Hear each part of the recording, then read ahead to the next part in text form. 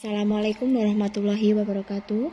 Saya dari kelompok 2 yang beranggotakan saya Rahma Anissa Ulia, 2 Dina Rahma Fadila, 3 Tria Adelia Rahma, dan yang keempat Anisatul Ramadhani. Saya akan menjelaskan tentang inspirasi Pancasila muncul dari ND. Pada 1934 Bung Karno beserta keluarga naik kapal Van Riebeeck menuju ke tempat pembuangan kota Ende Flores. Kota ini sekarang termasuk dalam Provinsi Nusa Tenggara Timur. Di kota itu juga kita bisa mendatangi tempat di mana Bung Karno pernah menghabiskan berjam-jam untuk merenung masalah kebangsaan Indonesia. Pohon sukun yang aslinya kini sudah tiada diganti dengan pohon sukun yang baru ditanam sejak 17 Agustus 1981, tepatnya jam 9 pagi. Dalam suatu upacara yang dihindari oleh sekitar 40 teman Soekarno yang pernah mendampingi selama pengasuhan. Tempat pembuangan atau tempat pengasingan merupakan istilah sering dijumpai saat membaca sejarah perjuangan Indonesia di masa penjajahan Belanda. Para pendiri bangsa kerap mengkritik dan melawan pemerintah kolonial Belanda. Kritik dikumandangkan melalui tulisan, pidato, aksi berkumpulnya dengan masyarakat maupun protes. Ada juga perjuangan yang tak kuat berada di pengasingan hingga akhir menghembuskan nyawanya. Nasib buruk itu menimpa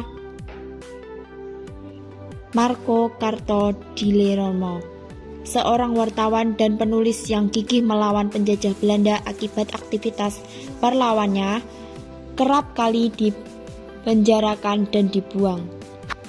Di masa Bung Karno masih bersedekah di HBS di Surabaya, ayah Soekarno menitipkan pada tokoh perjuangan yang sangat terkenal, yaitu Hos Cokrowinoto, yang dikenal sebagai Singa Padium. Pada saat itu, sekolah tidak sebanyak sekarang, hanya di kota besar. Sekolah ini merupakan sekolah pembuatan pemerintah kolonial Belanda. Dari sinikah semangat perlawanan terhadap kolonialisme serta kepekaan Bung Karno atas penderitaan rakyat mulai berkembang, dan pergaulan dengan sesama pejuang pun semakin meluas. Pas lulus dari HBS di Surabaya tahun 1921, Bung Karno pindah ke Bandung untuk melanjutkan pendidikan di bidang teknik. Bung Karno lantas menjadi mahasiswa jurusan arsitektur di Institut Teknologi Bandung meskipun aktif dalam perjuangan dan konsisten menantang penjajah Belanda. 1 tahun sebelum lulus, Bung Karno bersama kawan-kawan mendirikan Algemene Studi di kelompok belajar umum di kalangan mahasiswa Bandung. Kelompok belajar ini bersifat politis, bertujuan untuk mewujudkan kemerdekaan Indonesia. Ketika itu, kalangan perjuangan menuju Indonesia merdeka tengah terpecah belah. Hal itu dikarenakan oleh adanya kelompok perjuangan kemerdekaan Indonesia lainnya yang mengadukan pemberontakan bersenjata kepada Belanda. Di saat itu, para pejuang kemerdekaan memang datang dari latar belakang pandangan politik yang berbeda-beda. Merasa bahwa Algemene Studiebook tidak cukup pada nasional Indonesia yang nantinya berubah menjadi Partai Nasional Indonesia atau PNI. Partai ini merupakan partai pertama yang secara tegas menyatakan berjuang dengan cara non-kooperatif, artinya tidak mau bekerja sama dengan Belanda, dan perorganisasi masa, artinya mengumpulkan massa yang setuju dengan kemerdekaan Indonesia.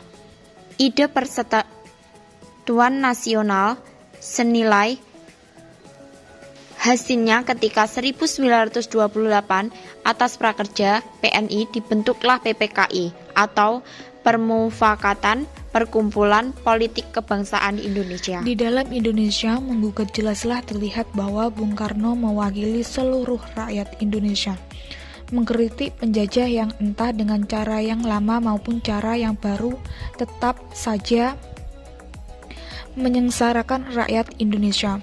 Pada akhirnya, Bung Karno dan kawan-kawan dijebloskan selama 4 tahun di penjara Sukamiskin, Bandung. PNI lantas dibubarkan dan dibentuk Partindo pada 25 April 1931. Pembubaran PNI dilantarkan pemerintah kolonial mencapainya sebagai partai terlarang. Maka, Partindo didirikan sebagai kelanjutan perjuangan PNI dan Soekarno pun gabung di partai ini. Tentu saja, penjara di Sukamiskin tidak memandamkan semangat perjuangan Bung Karno. Ia semakin gigih memperjuangkan kemerdekaan Indonesia. Menyepi di pengasingan, pada 14 Januari 1934, kapal Van Riebeeck berlabuh di pelabuhan Kel kota Ende yang juga kecil. Di hari pertama pengasingan di Ende, Bung Karno sekeluarga ditampung di pos militer Belanda. Barulah beberapa saat kemudian, seorang kawan dekatnya di Ende, Haji Abdullah Amburau, memberikan rumahnya di Drami Bung Karno sekeluarga. Jauh dari medan perjuangan, jauh dari wawan-wawan aktivitas, jauh dari budaya yang diakibatnya tentu menyiksa Bung Karno. Ibu mertuanya, Ibu Anisi, meninggal di pangkuannya setelah mereka tiba di Ende, tepatnya antara 11 sampai 12 Oktober 1935. Hingga saat ini, makam Ibu Amsi masih terawat dengan baik oleh masyarakat kota Ende. Suasana pengasingan di Ende membuat Bung Karno kesulitan untuk membaca dan menambah ilmu pengetahuannya. Demikian, di dalam keadaan itu Bung Karno masih terus mengadakan agitasi dan propaganda dengan cara mulai berbaur dengan masyarakat Ende. Padahal jarak kebudayaan dan agama cukup jauh, Bung Karno membentuk kelompok teater dengan nama Kelimoteotonel Club. Nama kelompok diberi oleh Ibu Ingrid Garnasih yang terinspirasi oleh Danau Tiga Warna yang terletak di timur kota Ende.